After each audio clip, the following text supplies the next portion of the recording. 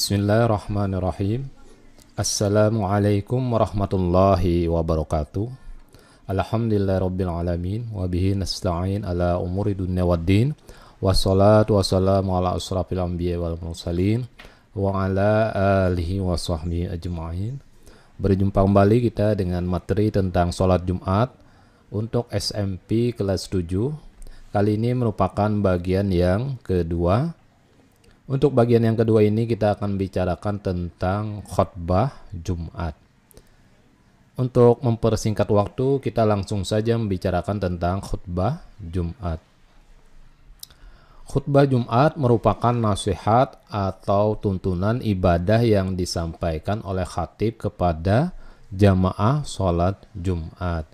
Jadi khutbah itu secara bahasa bisa disebutkan sebagai pidato dan merupakan nasihat atau tuntunan ibadah yang disampaikan orang yang berkhutbah disebut dengan khatib kepada jamaah sholat Jumat. Apa saja rukun dan syarat khutbah itu akan kita pelajari pada kesempatan kali ini. Jadi perhatikan rukun dan sholat Jumat berikut ini. Adapun rukun sholat Jumat, yang namanya rukun adalah sesuatu yang mesti ada, harus ada, jangan sampai ketinggalan. Kalau ketinggalan maka kalau berkaitan dengan khutbah maka khutbahnya, dan kalau khutbahnya tidak sah maka sholat Jumatnya juga nanti akan menjadi tidak sah. Apa saja rukun sholat? Apa saja rukun khutbah Jumat? Yang pertama adalah mengucap puji-pujian kepada Allah Subhanahu wa ta'ala. Jadi yang namanya khutbah Jumat itu mesti ada puji-pujian atau hamdalah. Alhamdulillah. Nah, itu adalah puji-pujian kepada Allah. Jadi minimal kita mengucapkan hamdalah. Ada yang satu kali, ada yang dua kali. Ya, tergantung masing-masing khatibnya yang akan membacakan hamdalah. Alhamdulillah, alhamdulillahirabbil alamin. Nah, itu adalah termasuk puji-pujian kepada Allah. Kemudian yang kedua adalah membaca sholawat atas Rasulullah sallallahu alaihi wasallam. Setelah membaca hamdalah, kita membacakan sholawat.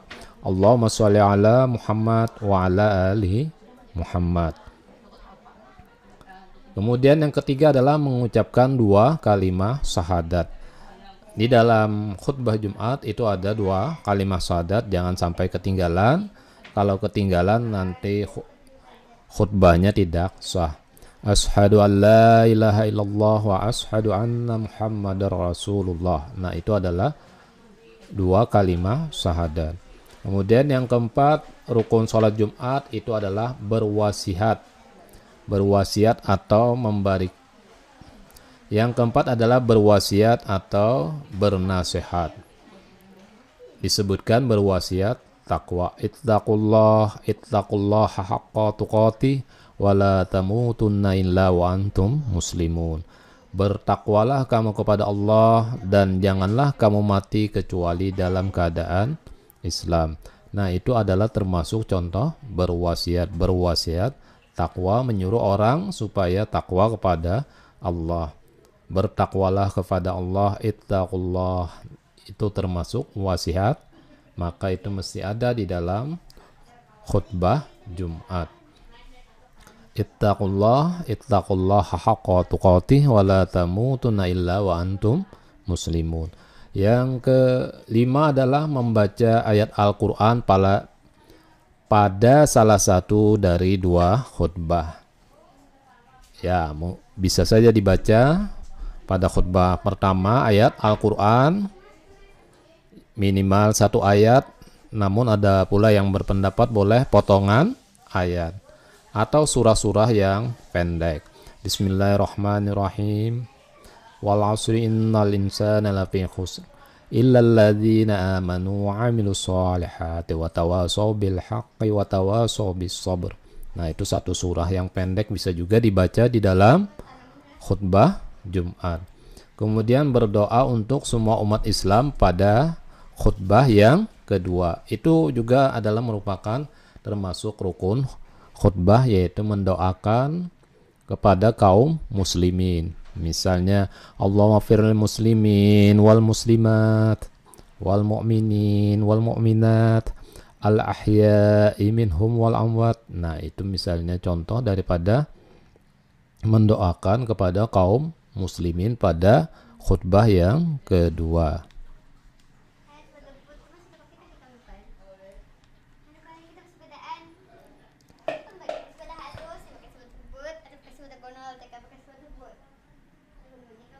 Kemudian syarat khutbah Jumat itu ada beberapa syarat. Pertama adalah khutbah Jumat dilaksanakan tepat siang hari pada saat matahari tinggi dan mulai bergerak condong ke arah barat. Atau dengan kata lain, syarat daripada khutbah Jumat itu adalah sudah masuk waktu zuhur. Artinya matahari sudah tergelincir. Jangan sampai berkhutbah sebelum waktu zuhur. Yang kedua adalah khutbah Jumat dilaksanakan dengan berdiri jika mampu.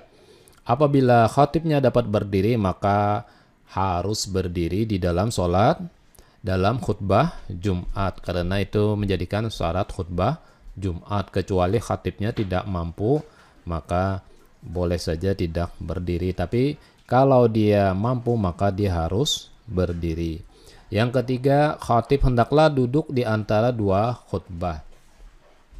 Selesai khutbah yang pertama, maka khatib disunahkan duduk di antara dua khutbah.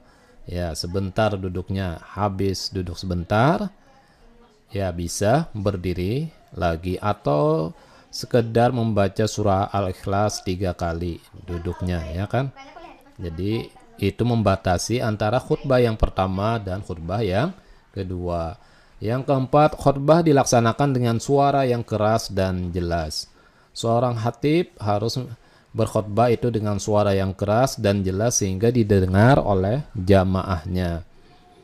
Kalau zaman sekarang itu sudah mudah, bisa ditambahkan dengan mic atau pengeras suara sehingga suara khatib sampai ke penjuru-penjuru masjid atau bahkan sampai keluar dari masjid, karena ada sudah alat pengeras suara. Kalau zaman dahulu, ya itu tidak ada pengeras suara sehingga suara khatib itu harus keras dan jelas. Jadi apa yang dibacakan oleh khatib dalam khutbah maka adalah kalimatnya itu harus yang jelas, jangan bertele-tele sehingga jamaah itu mudah untuk memahami isi daripada khutbah Jumat tersebut. Khutbah dilaksanakan secara berturut-turut, jarak antara keduanya. Antara khutbah yang pertama dan kedua itu ya berurutan, jangan sampai diselangi dengan pekerjaan-pekerjaan yang lain, yaitu hanya diselang dengan duduk sebentar antara dua khutbah, dan itu pun juga tidak lama, ya kurang lebih sekitar membaca 3 kali surah Al-Ikhlas. Kemudian yang berikutnya adalah khatib itu suci dari hadas dan najis. Khatib, orang yang berkhutbah itu ya harus suci dari hadas dan najis, karena orang yang berkhutbah itu dihitung sama juga dengan sholat. Oleh karena itu dia harus suci dari hadas dan najis. Kemudian yang ketujuh, khatib menutup aurat. Sama seperti sholat, maka khatib pun harus menutup aurat. Kalau untuk laki-laki, auratnya itu adalah antara pusat dan lutut. Ya, itu harus ditutup, yang wajib. Tapi khatib juga harus menutup juga kan, tidak mungkin tidak pakai baju, jadi dengan berpakaian itu sudah menutup juga auratnya, yaitu lutut dan pusarnya. Selanjutnya yang berikut kita sebutkan adalah sunnah khutbah Jumat. Yang pertama, khutbah dilaksanakan di atas mimbar atau tempat yang tinggi. Kalau tidak ada mimbar, itu tempat yang tinggi. Jadi sunnah berada di tempat yang tinggi. Kemudian yang kedua, khutbah dipahami dengan kalimat yang fasih, terang dan mudah dipahami. Sunnah khutbah itu adalah kalimatnya itu jelas, terang, dan mudah dipahami oleh jamaah. Jangan menggunakan bahasa-bahasa yang sukar dipahami. Kemudian yang ketiga, khatib menghadap kepada jamaah sholat Jumat. Jadi khatib berhadapan dengan jamaah Jumat, berhadap-hadapan. Itu adalah sunnah. Jangan khatib membelakangi jamaah. Yang keempat, khatib membaca salawat dan yang lainnya di antara dua khutbah. Sunnah yang berikutnya itu khatib membaca salawat atau yang lainnya di antara dua khutbah. Jadi antara dua khutbah, khatib itu bisa membaca salawat. Kemudian yang kelima, khatib menertibkan 3 rukun, yaitu dengan puji-pujian, salawat Nabi, dan berwasiat. Rukun khutbah itu diurutkan, jadi yang pertama puji-pujian, habis itu dibacakan sholawat, kemudian berwasiat, takwa. Itu sunnah bagi khatib menyampaikan itu secara berurutan, jangan terpaling-paling.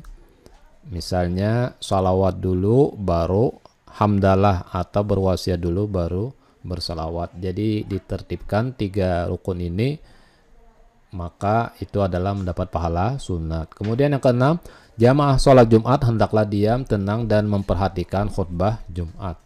Kalau khatibnya sudah berkhutbah, maka jamaah hendaklah mendengarkan, diam, tenang apa yang disampaikan oleh khatib supaya mendapatkan pahala Jumat. Supaya kita jangan sia-sia dalam menghadiri sholat Jumat. Yang ketujuh, khatib hendaklah memberi salam. Ketika khatib mau berkhutbah, setelah berdiri di atas mimbar, maka khatib disunahkan memberi salam. Jadi hukum beri salam bagi khatib ini adalah sunnah. Kalau dikerjakan maka akan mendapat pahala sunnah. Yang keenam, khatib hendaklah duduk di kursi mimbar sesudah memberi salam dan mendengarkan azan. Ketika sudah sampai waktu sholat Jumat, maka khatibnya ini berdiri ke atas mimbar memberikan salam, kemudian khatibnya duduk, maka muadzin memperdengarkan azan. Jadi setelah memberi salam itu dapat pahala sunnah, kemudian khatib pun duduk mendengarkan azan, itu dapat pahala sunnah.